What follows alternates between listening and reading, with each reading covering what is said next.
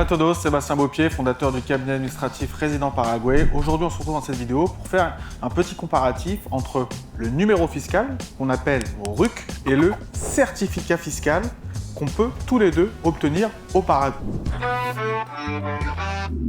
Donc, dans un premier temps, il faut bien faire la différence entre ces deux papiers qui sont totalement différents, d'accord?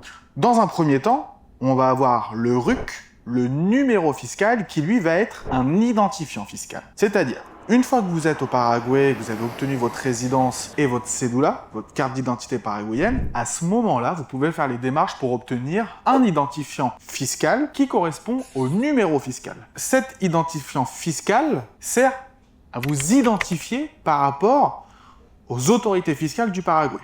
D'accord? Ensuite, on va avoir le certificat fiscal. Celui-ci n'est pas un identifiant fiscal, mais ça va être une preuve comme quoi vous payez des impôts au Paraguay. Donc, il faut bien faire la distinction entre ces deux termes. Numéro fiscal identifiant, certificat fiscal, ça agit comme une preuve. Le certificat fiscal, lui, est un peu plus compliqué à obtenir. Quand je dis compliqué, c'est que ça prend plus de temps. Pourquoi? Quand vous allez avoir votre numéro fiscal, votre RUC, généralement, une fois qu'on a votre cédula, en 10 jours, c'est obtenu. 10 jours maximum.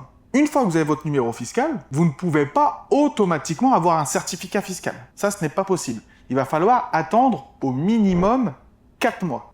Donc, ce n'est pas une règle écrite, c'est simplement nous ce qu'on a remarqué par rapport aux démarches qu'on a réalisées ici sur place. Généralement, le certificat fiscal est attribué quand on a un minimum de 4 mois de déclaration dans le système fiscal paraguayen. D'accord?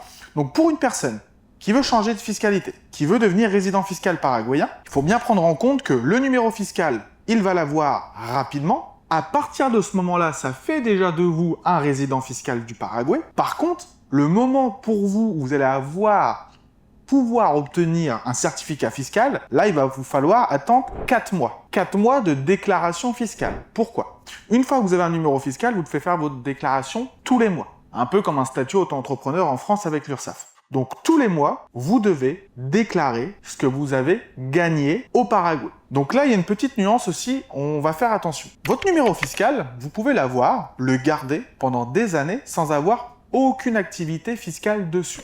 C'est-à-dire, vous avez un numéro fiscal paraguayen, pour le maintenir actif, vous devez faire vos déclarations mensuelles, très bien, mais tout l'argent que vous faites est généré en dehors du Paraguay, donc vous n'avez pas d'impôt à payer au Paraguay. Vous activez la taxation territoriale du pays. Donc dans ce cas-là, vos déclarations, ils sont à zéro. Mais est-ce que je peux avoir un certificat fiscal avec des déclarations à zéro? Eh bien, d'après ce qu'on a vu, malheureusement, vous n'allez pas pouvoir l'obtenir. Votre numéro fiscal, vous pouvez le garder pendant des années en déclarant zéro tous les mois, c'est pas un souci. Par contre, pour obtenir le certificat fiscal au Paraguay, là, il va vous falloir du mouvement sur votre numéro.